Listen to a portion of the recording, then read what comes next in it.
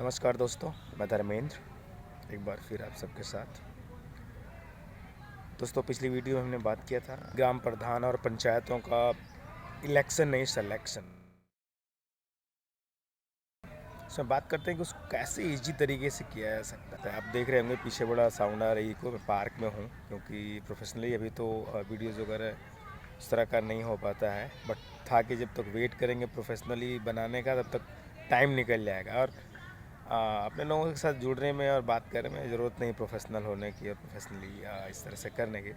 सो कैसे उसको आगे बढ़ा सकते हैं, समझ रहे हैं। तो बहुत सारे लोग हैं। अगर पिछली बार मैं एक देख रहा था वीडियो, अभी चंद्रशेखर ब्रांड जी हैं जो तीसरी सरकार को लेकर अभियान चला रहे हैं। उनका कहना था कि भाई जो हम लोग पंचायतें चुने थे उसमें 22% पंचायतें ऐसी थी जिसमें पूरे जो वार्ड पंच थे वो चुने ही नहीं गए थे। जो 5, 10, 15 वार्ड पंच होते हैं जो ग्राम पंचायतों में। अच्छा, थोड़ा सा कंफ्यूज नहीं करते हैं।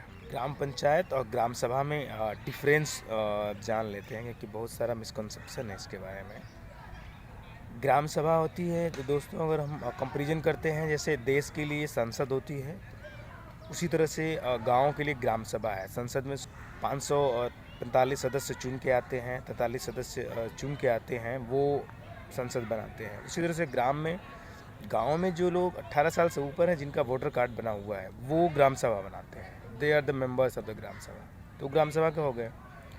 और उसमें से जब हम चुनाव करते हैं वार्ड पंच के लिए, एक हर वार्ड से एक मेंबर होता है, उसको मेंबर कहते हैं, वार्ड पंच कहते हैं वो, और एक मुखिया होता है। तो वो ग्राम पंचायत बनाते हैं। जैसे संसद में से एक प्रधानमंत्री चुना जाता है, बाकी मंत्रिमंडल होता है, फाइनेंस मिनिस्टर और इस तरह से लोग होते हैं। उसी तरह से ग्राम सभाओं में जो वार्ड पंच होते हैं और ग्राम प्रधान मिल के जो है वो ग्राम पंचायत बनाते हैं। सो कॉन्सेप्ट सेम है। जैसे केंद्र के लिए, स्टेट के लिए स्टेट गवर्नमेंट और केंद्र सरकार काम करती है, वैसे ग्राम सभा के लिए ग्राम पंचायत काम करती है।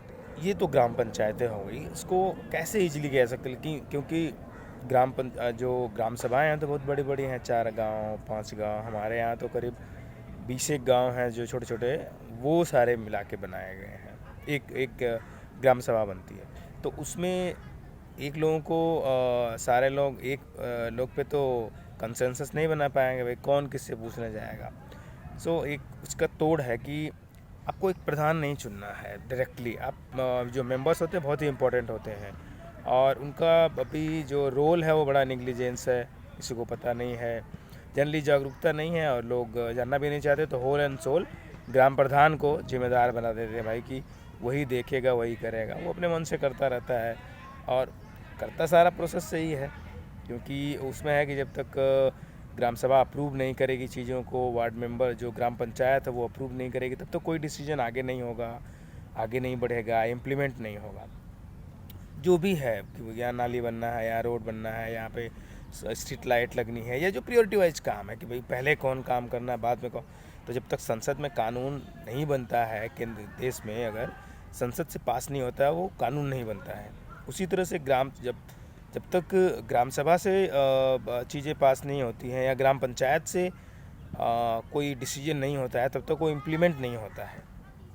तो इतना इम्पोर्टेंस है वार्ड मेंबर्स का। तो ग्राम पंचायत वार्ड मेंबर्स मिलकर बनाते हैं। प्रधान तो केवल ग्राम पंचायत नहीं बनाता है, इज़ द हेड कहेंगे, वो अध्यक्ष है, बट वो होल एंड सोल नहीं है। तो ज़रूरत है कि इसको थोड़ा सा और समझने की। तो जो वार्ड मेंबर्स हैं दे आर इम्पोर्टेंट। तो मैं कहता हूँ आप डायरेक्टली प्रधान नहीं चुन सकते, क्योंकि मुझे पता है कि भाई कौन 10 गांव के लोगों को जुटाएगा, उनसे बात करेगा, और कंसेंसस भी नहीं बन पाएगी, और वेस्टर्न इंटरेस्ट आएंगे, वही लड़ाना है, ऐसे करना है। हर गांव से एक वार्ड मेंबर चुना जाता है, वार्ड पंच चुना जाता है। तो आप वार्ड पंच चुनिए जो आपके लिए काम करेगा, जो निस्वार्थ भाव से काम करे, जो बड़ा बेसिक सा बंदा हो, कोई हाई फाई और इस तरह का नहीं चाहिए, थोड़ा सा जागरूक हो, जो काम करना चाहता है लोगों के लिए। और लोग हैं ऐसे जो ईमानदारी से काम कर सकते हैं आपको लिए। तो आप वार्ड पंच चुनिए, वार्ड पंच को सेलेक्ट करिए कि भाई ये निर्विरोध चुनेंगे हम, और कोई है नहीं। और वार्ड पंचों को ये ताकत दीजिए कि भाई वो अपने में से जो है बेस्ट उसको प्रधान चुने। लाजमी सी बात है कि जिसको आप चुनेंगे कि भाई ये वार्ड पंच रहेगा हमारे लिए, तो वो जाके अब उसको तो इतना नहीं चढ़ा कि भाई मुझे ही प्रधानी करनी है।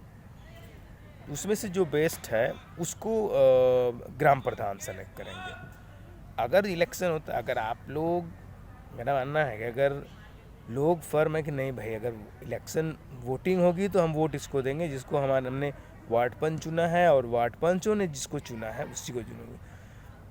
थोड़ा सा सेक्रीफाइस की ज़रूरत है कि भाई हमारा वार्ड पंच का नहीं प्रधान बन सकता है जी हमारा, तो वो उससे बचने की ज़रूरत है। क्योंकि जो वेस्टेड इंटरेस्ट है ना, जो बाकी जिनको मलाई खाना है वो लड़ा भी सकते हैं, अरे ये बनेगा हमारे यहाँ का नहीं बन सकता है, ऐसे थोड़ी होता है, चला हम चुनाव लड़ावल जाए इनके, ऐसे थोड़ी होता। तो वो फिर फूट डालो और राज करो और फिर खिलाएंगे पिलाएंगे, वो थोड़ा सा एक सेक्रीफाइस करने की। तो यही बेसिक है कि थोड़ा सा फॉर्म रहने कि नहीं भाई, हम जिसको वार्ड पंचों ने चुन दिया कि भाई, वार्ड पंचों ने सेलेक्ट कर लिया कि भाई ये हमारा प्रधान रहेगा, उसी को अगर इलेक्शन होता है तो उसको वोट देंगे। और इलेक्शन की नौबत नहीं आएगी दोस्तों। अगर लगता है कि सारे लोग फर्म हैं, अगर हमको पता है कि नहीं भाई अगर वोटिंग होगी तो लोग इसी को वोट देंगे जिसको वार्ड पंच चुने थे, और वार्ड पंचों ने जिसको चुना है, तो फिर कोई नहीं आएगा इलेक्शन लड़ने के अपना लाखों रुपए खर्च करें, और उनको पता है कि वोट नहीं मिलने हैं, हार जाने हैं। बेसिक यही डिसीजन लेना है। और लोग कहते हैं ना कि भाई पंचायत के इलेक्शन में ज़्यादा इनमिटी हो जाती है, दुश्मनी हो जाती है, तो अगर इस तरह से कंसेंसस बनता है तो उस दुश्मनी और इस तरह की चीज़ें होने की नौबत ही नहीं आएगी। और मैं चाहता हूँ कि मैक्सिमम पंचायतों में इलेक्शन ना हो वार्ड पंच के तो जनरली नहीं होते हैं, तो उनको चुनिए। और फिर प्रधान के भी इलेक्शन को निर्विरोध करते हैं इस बार। तो इलेक्शन नहीं, सिलेक्शन करेंगे तभी चीज़ें बदलेंगी, और उसके लिए सारे लोगों को अपना अपना रोल अदा करना पड़ेगा। और सबसे ज़्यादा जो अहम भूमिका है, जो लोग थोड़ा सा एक्टिव हैं टेक्निकल रूप से, जो चीज़ों को देख रहे हैं, समझ रहे हैं और इन्फॉर्मेशंस को शेयर करने पे आई एम श्योर आप कर सकते हैं। और मेरा कहना है कि जो थोड़े से बुज़ुर्ग हैं थोड़ा सा सोचें इस बारे में, जो लोग जागरूक हैं, जो युवा हैं, जो सोशल मीडिया पे हैं, जो एक्टिव हैं, पढ़े लिखे हैं। क्योंकि अगर इतना भी बदलाव नहीं कर सकते, इतना भी अगर लोकतंत्र के लिए हम अपने आसपास के बदलाव के लिए नहीं कर सकते, तो लानत है हमें एक लोकतंत्र में रहने की और ढिढोरा पीटने की कि दुनिया के सबसे बड़े लोकतंत्र में हम रहते हैं। और पंचायतें लोकतंत्र की पहली पाठशाला है, और पहली पाठशाला ही अगर इस तरह से फेल है तो फिर आगे का लोकतंत्र कैसे काम करेगा। सो इसको बदलने की ज़रूरत है। और मेरा मानना है कि भाई अभी तक तो लोगों की चल रही थी, बीत गई। अब क्या आपको लगता है कि भाई आपके बच्चों की भी ऐसे ही बीते? जो माहौल है गाँव में, कोई रहना नहीं चाह रहा है, अपने बच्चों को नहीं रोकना चाह रहा है कि भाई, तो अगर इस तरह से अगर पंचायतों का गठन होता है तो आप बहुत सारी चीज़ें बदल जाएंगी, माहौल बदल जाएगा, एजुकेशन का माहौल होगा, एक्सपोजर विजिट्स होंगी युवाओं के लिए, लोगों के लिए रोज़गार के साधन आप जनरेट कर सकते हैं, और भी चीज़ें एक इम्प्लीमेंट करके जो गवर्नमेंट की स्कीम्स हैं तमाम तरह की, वो ठीक से इम्प्लीमेंट होगी। और जो एक इनमिटी का माहौल है, जहाँ जहाँ पे मैं देखता हूँ पंचायतें ठीक से काम कर रही हैं, वहाँ पे जो लोगों में लड़ाई है, वैमनस्य है, वो ख़त्म हो गया है और एक सौहार्द का माहौल बन गया है। तो उसके लिए अगर आप चाहते हैं कि भाई हमारी तो बीत गई लेकिन हमारे बच्चों की ठीक ठाक से रहे, उनको अच्छा माहौल मिले, क्योंकि जो सक्षम है वो तो बाहर निकल जा रहे हैं, जो वहाँ पे रह रहे हैं उनके बच्चे वहीं पे रह रहे हैं, तो उनके लिए तो कम से कम कुछ बदलाव करिए, उनके लिए कुछ ना कुछ सेक्रीफाइस करने की ज़रूरत है। मैं आशावान हूँ चीज़ें बदलेंगी, लोग समझ रहे हैं और उसको, और जितना तो कर ही सकते हैं यार अपने लिए, आपके गांव के लिए, अपने आसपास के लिए। और पीढ़ी अगर ये बदलाव अगर आपकी ग्राम सभा में होगा, जहाँ जहाँ पे हुआ है वहाँ पे इतिहास बन गया है और पीढ़ियाँ याद रखेंगी भाई कोई हुआ था जो मोबिलाइज़ किया लोगों को, बदला। तो अपने गांव में एटलीस्ट आप कुछ तो बदलाव करिए, इससे लोग याद रखें, बदलाव कर सकते हैं और वो एक यादगार रहेगा आपके गांव के लिए, आपके जीवन के लिए। यार कुछ तो किया हमने लोगों के लिए। और आप अपना नॉर्मल पढ़ाई करते हुए, अपना काम करते हुए, बिजनेस करते हुए आप ये चीज़ें कर सकते हैं।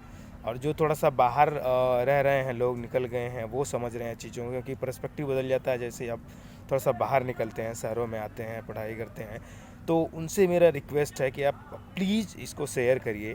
मेरी वीडियो को ही मैं नहीं कह रहा हूँ शेयर करिए, आप इस नॉलेज को शेयर करिए बदलाव के लिए।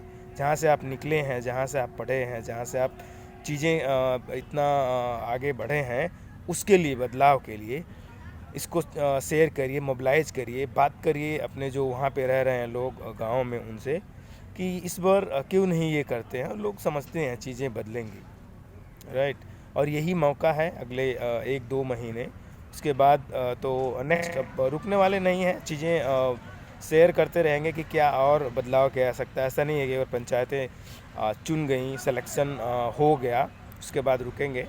बाकी चीज़ें भी हैं, कैसे उसको आगे बढ़ाया जाए, क्या क्या चीज़ें हो सकती हैं। विल डू 50 पॉइंट एजेंडा, क्या हो सकता है जो चीज़ें वहाँ पे हुई हैं, बाकी जगहों पे जो चेंज हुआ है उसको करेंगे, रुकना नहीं है यहीं पे। सो आई रिक्वेस्ट, इसको शेयर करिए, नॉलेज के आगे बढ़ावा लोगन। और गाँव खातिर कुछ करे के टाइम है, यह कहला।